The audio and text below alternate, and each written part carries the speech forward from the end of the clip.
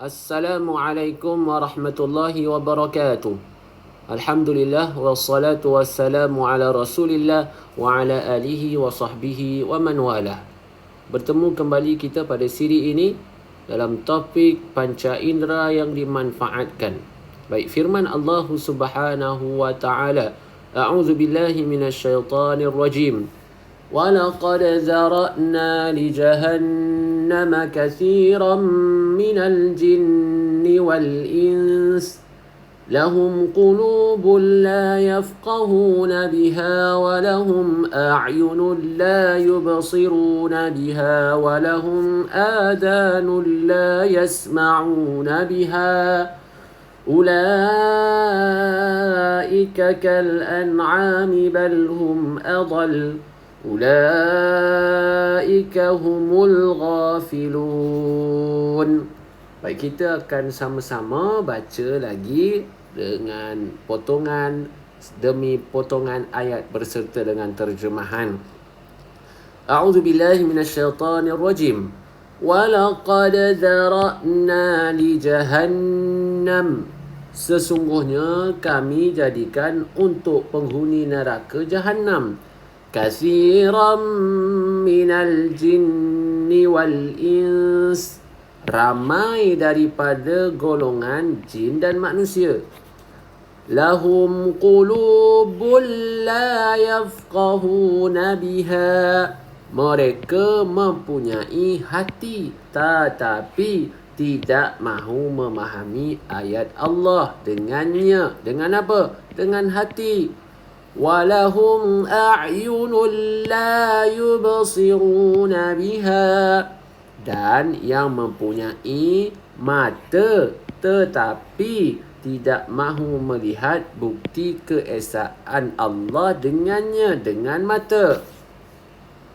وَلَهُمْ آذَانٌ لَا يَسْمَعُونَ بِهَا, serta yang mempunyai telinga tetapi tidak mahu mendengar ajaran dan nasihat dengannya dengan telinga. Ulaika kal an'am, mereka itu diumpamakan seperti binatang ternakan. Bal hum adall, bahkan mereka lebih sesat lagi. Ulaika humul ghafilun, mereka itulah orang-orang yang lalai. Baik, huraian ayat ini, ayat daripada surah Al-A'raf ayat 179. Apa huraian dia? Baik, kata Imam Ibnu Katsir, Allah Subhanahu wa taala mencipta neraka dan menjadikan sebahagian besar penghuninya daripada kalangan jin dan manusia. Semuanya bergantung kepada amalan mereka. Masya Allah. Jadi amalan kita ni, anak-anak pelajar ada dua, amalan baik dan amalan buruk. Amalan baik membawa ke syurga, amalan buruk jahat keji akan membawa kita ke dalam neraka. Wa na'udzubillahi min zalika. Oleh sebab itu baginda Nabi sallallahu alaihi wasallam mengajar kita satu doa. Ini doanya. Baik, mari sama-sama kita baca doa ini. Ikut ustaz. Allahumma inni a'udzubika min azabil qabr wa azabin nar. Sekali lagi. Allahumma inni a'udzu bika min azabil qabr wa a'udzu bika, maafkan ustaz, wa azabin nar. Allahumma inni a'udzu bika min azabil qabri wa azabin nar. Maksudnya, ya Allah, sesungguhnya, ya Allah, sesungguhnya aku memohon perlindunganmu daripada azab kubur dan azab neraka. Baik, jadi kita ni sebagai orang Islam, kita percaya kita dijanjikan dua perkara, dijanjikan dua tempat, baik syurga ataupun neraka. Masuk syurga orang yang macam mana? Masuk neraka orangnya yang macam mana? Masuk syurga adalah manusia yang beramal dengan amalan yang baik, berlandaskan keimanan kepada Allah Subhanahu wa taala. Adapun orang yang masuk neraka, manusia yang beramal dengan amalan buruk dan kufur kepada Allah Subhanahu wa taala. Seterusnya, jadi ada beberapa keadaan yang mana diceritakan oleh Allah Ta'ala. Keadaan siapa? Keadaan penghuni neraka. Neraka ni tempat yang paling buruk, yang paling dahsyat. Di antaranya yang disebut di dalam buku kita, iaitu yang pertama, penghuni neraka diseret beramai-ramai ke neraka dalam keadaan terteriak di atas mukanya. Tertiarap. Tertiarap. Penghuni neraka diseret beramai-ramai ke neraka dalam keadaan tertiarap di atas mukanya. Dahsyat, anak-anak pelajar. Yang kedua, penghuni neraka ingin hidup semula. Dah mati nak hidup semula. Apa sebab? Kerana tidak tertanggung dengan azab neraka dan ingin melakukan amal soleh. Dan ketiga, keadaan orang yang duduk dalam neraka ini, orang yang menyeleweng daripada jalan yang benar, menjadi bahan bakar api neraka Jahannam. Orang tu jadi bahan bakar. Menyala-nyala api, bahan bakarnya apa? Manusia yang menyeleweng. Yang terkeluar daripada jalan yang sebenar, jalan yang benar. Dan keempat, muka penghuni neraka jadi hitam, legam, akibat pendustaan mereka terhadap Allah Subhanahu wa taala. Dan kelima, orang munafik dan orang kafir kekal di dalam neraka selama-lamanya atas kekufuran mereka. Orang kafir itu kufur, orang munafik itu pun kufur. Di antara firman Allah Subhanahu wa taala yang menceritakan keadaan penghuni neraka ni sebagaimana yang disebut di sini di dalam surah Ghafir ayat 49. Firman Allah Ta'ala, وَقَالَ الَّذِينَ فِي لِخَزَنَةِ جَهَنَّمَ دَعُوا رَبَّكُمْ يُخَفِّفْ عَنَّا يَوْمًا مِنَ الْعَذَابِ.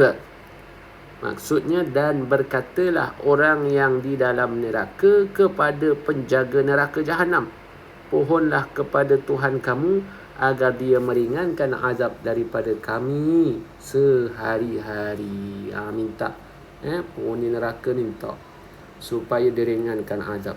Tak tertanggung peritnya azab di dalam neraka. Baik.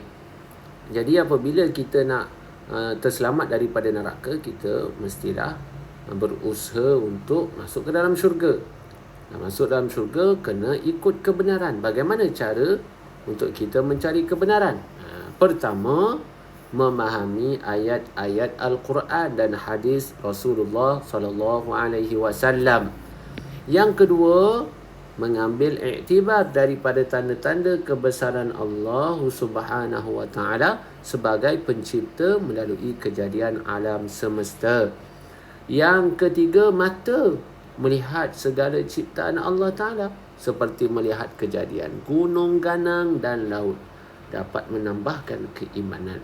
Dan yang keempat, telinga mendengar ayat-ayat Al-Quran, hadis Rasulullah sallallahu alaihi wasallam dan zikir-zikir untuk menenangkan jiwa.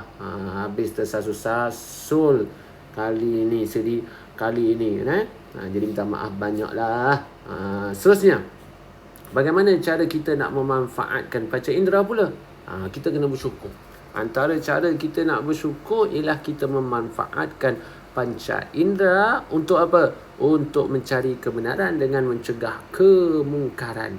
Mencari kebenaran dengan mencegah kemungkaran. Pertama, berusaha membetulkan salah faham kandungan ayat-ayat Al-Quran dan hadis Rasulullah sallallahu alaihi wasallam.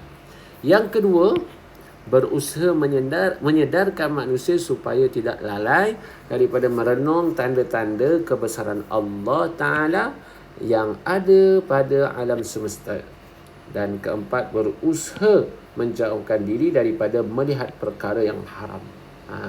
Tengok tu, pandang-pandang tu, jaga-jaga sikit. Baik, yang keempat, berusaha mengelakkan diri daripada mendengar perkara-perkara yang negatif. Pokoknya semua panca indera yang ada pada kita kena jaga. Ia merupakan amanah. Allah Ta'ala suruh kita jaga daripada melakukan perkara-perkara yang dilarang, yang ditegah. Pengajaran ayat yang kita boleh ambil pada pengajian kita ataupun kelas kita pada siri ini, sebagai umat Islam, kita hendaklah melaksanakan segala perintah Allah dan meninggalkan larangannya supaya dijauhkan daripada neraka Jahannam. Yang kedua, kita hendaklah memanfaatkan hati, mata dan telinga, kerana semuanya ialah amanah Allah Ta'ala kepada manusia.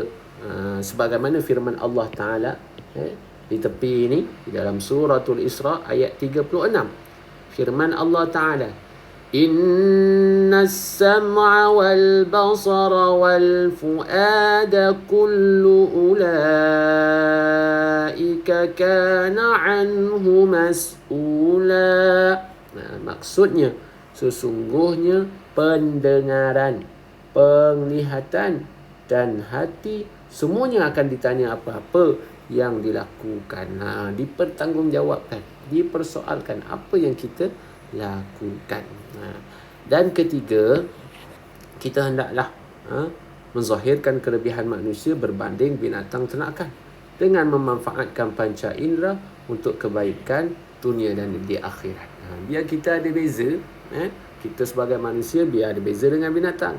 Jangan kita sama dengan binatang ataupun lebih teruk daripada binatang, sebagaimana apa yang ditempelak oleh Allah Subhanahu Wa Ta'ala kepada manusia yang tak pandai guna, yang tidak bersyukur dengan panca indera yang diberikan. Dan yang keempat, kita hendaklah mengelakkan diri daripada menjadi orang yang lalai agar tidak diazab oleh Allah Subhanahu Wa Ta'ala. Okey. Sekadar tu saja pada siri kali ini. Kita jumpa lagi pada siri akan datang. Terima kasih. Hadza wabillahi taufiq wal hidayah. Assalamualaikum warahmatullahi wabarakatuh.